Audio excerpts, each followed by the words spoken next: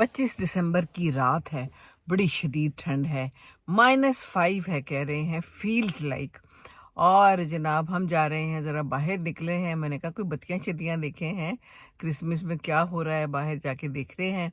बच्चे को जैकेट पहनाई जा रही है, गाड़ी गर्म की जा रही है, बड़ी ठंडी हवा है। अभी हम वॉक भी करके आए हैं, तो मैंने भी ये जैकेट-शैकेट चढ़ा ली है अच्छे से, क्योंकि फिर ठंड ना लग जाए, ये तो ख़्याल करना है।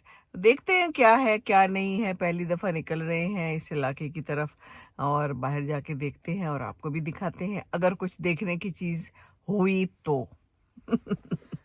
ठीक है जी, ठीक है। चाँद भी बड़ा खूबसूरत नज़र आ रहा है। अभी हम थोड़ी-सी वॉक करके आए हैं। लोगों ने सजावटें की हुई हैं, लेकिन सब लोग अंदर हैं इस वक़्त घरों के। रात हो गई है, पूरा दिन मसरूफ़ गुज़ारा होगा।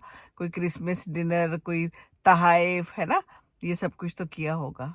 चलें जी, देखते हैं आगे क्या होता है।